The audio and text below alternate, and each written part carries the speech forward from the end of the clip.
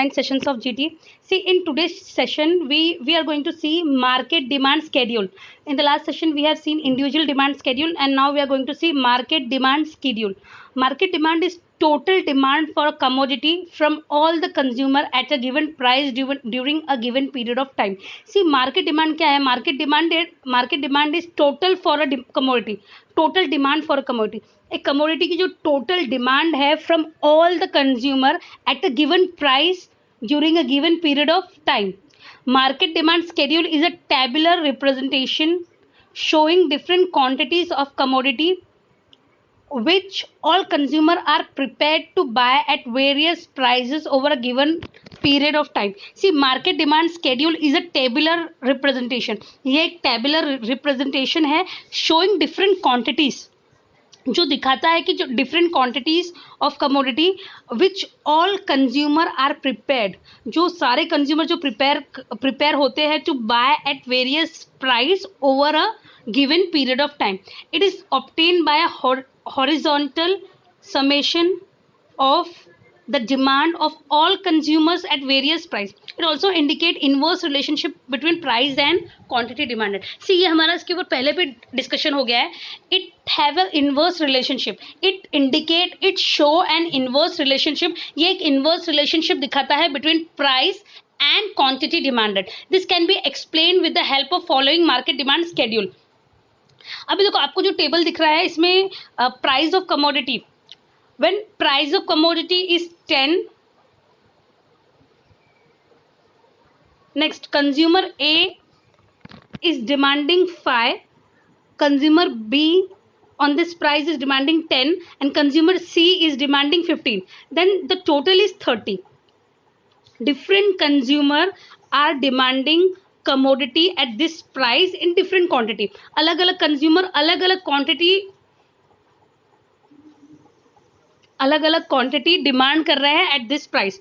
अभी 8 जो price of commodity जब डिक्रीज हो गया 8 हो गया है, तो कंज्यूमर जो है वो डिमांड कर रहा है 10, consumer A is demanding 10, consumer B is demanding 15, consumer C is demanding 20, that is 45. तो मतलब आपको समझ रहा है, जब भी प्राइस जब कम हो रहा है तो जो डिमांड है वो क्या हो रहा है, इंक्रीज हो रहा है. Commodity demanded is getting increase. अभी ए कंज्यूमर ने 10 कमोडिटी डिमांड किया है, बी कंज्यूमर जो है he is demanding 15 commodity, and consumer C is demanding 20 commodity, and total demand of the commodity is 45 at price 8. Now next is price 6. Now the commodities price is 6. Consumer A is demanding 15, consumer B is demanding 20, consumer C is demanding 25, and the total market demand at the price 6 is 60. And the table go further. Now see, in table 3.2 show different quantities of commodity X purchased by different consumer A, B, C at various price. It can be observed that less quantity of commodity is demanded at rising prices and more quantity of commodity is demanded at falling prices. Thus, there is an inverse relationship between price and quantity demanded. See, आप ये table देख के आपको ये idea होगा कि ज़्यादा price पे जो क्वांटिटी डिमांड है वो कम है, एंड जैसे जैसे प्राइस फॉल हो रहा है the demanded quantity is rising and more quantity of commodity is demanded eight falling price. ज़्यादा क्वांटिटी डिमांड कब हो रहा है, फॉलिंग प्राइस पे ज़्यादा क्वांटिटी डिमांड हो रहा है. Thus there is an inverse relationship between price and quantity demanded. Now see, market demand curve. Graphically, the market demand curve is a horizontal summation of an individual demand curve. It is based on the market demand schedule. Figure 3.3 represent the market demand curve. अभी यहाँ पे ये जो horizontal representation है, अपने same आप individual, वहाँ पे इंडिविजुअल डिमांड था, यहाँ पे मार्केट डिमांड है. अभी y एक्सिस पे आपका प्राइस है, x एक्सिस पे आपका क्वांटिटी डिमांडेड है. Now in figure 3.3, x axis represent market demand. x axis क्या represent कर रहा है, market demand, and y axis represent the price of commodity. x axis represent market demand and y axis represent the price of commodity. x पे market demand है, y पे price है. the market demand curve DD slope downward from left to right indicating an inverse relationship between price and market. यहाँ पे same है, जो market demand curve है उस वो स्लोप है, इट इज जो मार्केट डिमांड कर्व है इट स्लोप डाउनवर्ड, वो डाउनवर्ड स्लोप है from left to right indicating an inverse relationship between price and market demand. ये इंडिकेट करता है inverse relationship between price and market demand. It show that higher quantity is demanded at less price and less quantity is demanded at higher price. So reason justifying downward sloping demand curve are as follow. अभी जो reasons है जो justify कर रहे हैं downward sloping curve are as follow, मतलब जो reason justified reasons है, ये जो reason justify करते हैं कि why demand curve always slope downward, why there is a inverse relationship. So with the help of this point you will understand that what are the justification,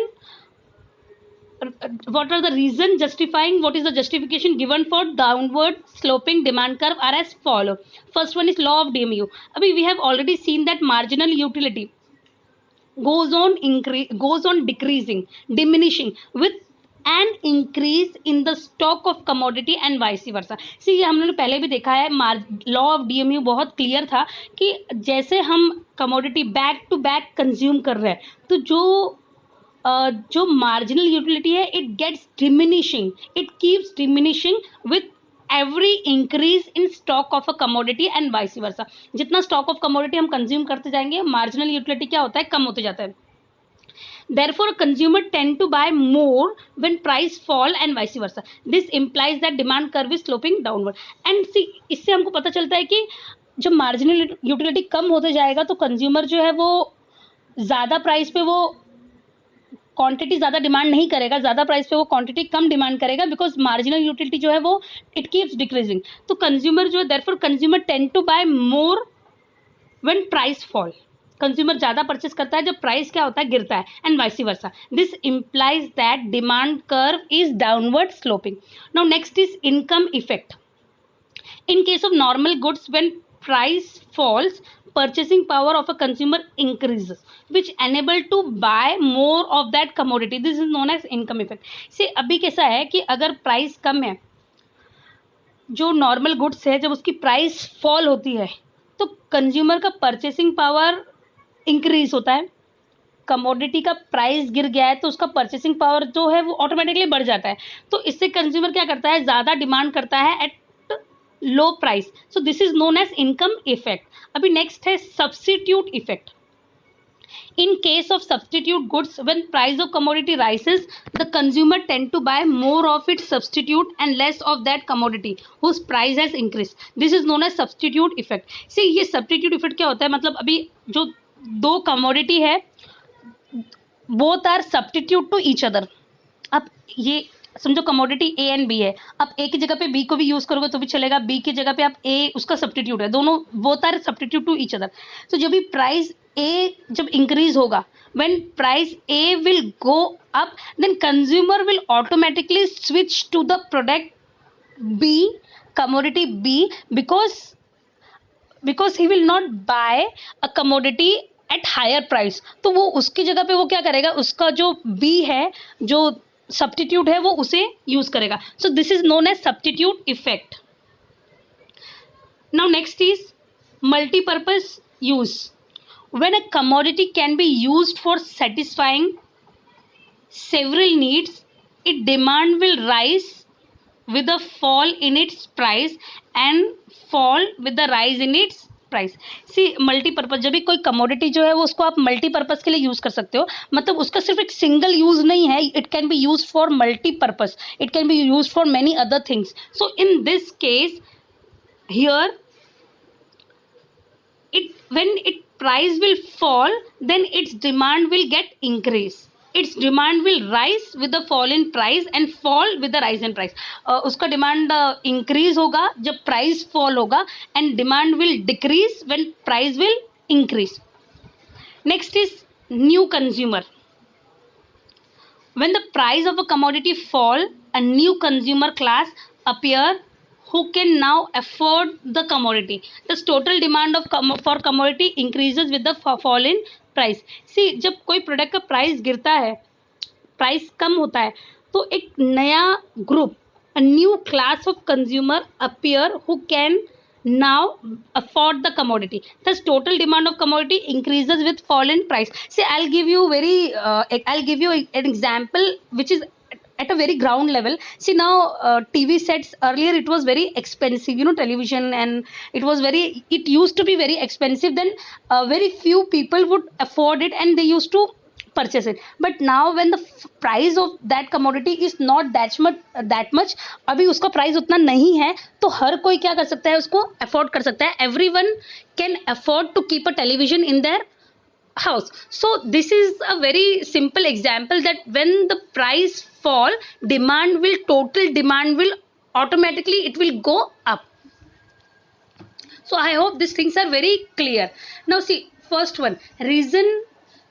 Let's have a quick recapitulation. Reason justifying downward sloping demand. First one is law of DMU. Law of DMU के हिसाब से जो marginal utility है product की, it keeps on decreasing with an increase in the consumption. अब जितना ज़्यादा commodity आप परचेस करते जाओगे बैक टू बैक, उसका मार्जिनल यूटिलिटी गिर रहा है. तो यहाँ पे therefore consumer today tend to buy more. तभी ऐसा होता है कि कंज्यूमर जो है वो ज़्यादा परचेस करता है कम प्राइस पे, एंड वाइसी वर्सा. कम प्राइस पे ज़्यादा परचेस करता है एंड ज़्यादा प्राइस पे उसका डिमांड जो है ऑटोमेटिकली गिर जाता है.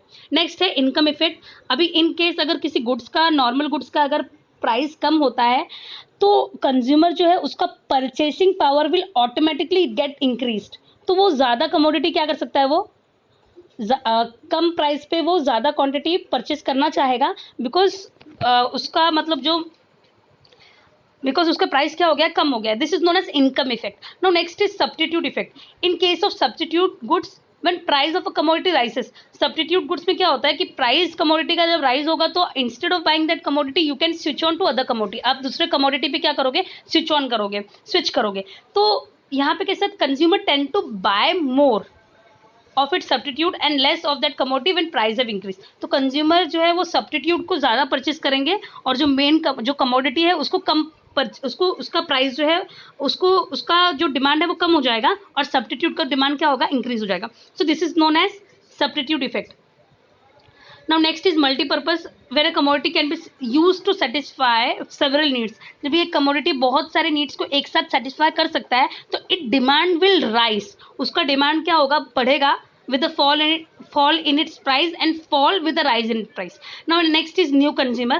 जब भी कोई कमोडिटी का प्राइस जो है वो कम होता है, प्राइस जो है वो कमोडिटी का फॉल होता है, a new consumer class appear who can now afford the commodity. एक नया कंज्यूमर क्लास मतलब a new group appear who can afford the commodity which earlier they couldn't. Thus total demand for commodity increases with the fall in price. Hope things are very clear to you all. With this I would like to end this session. Thank you so much.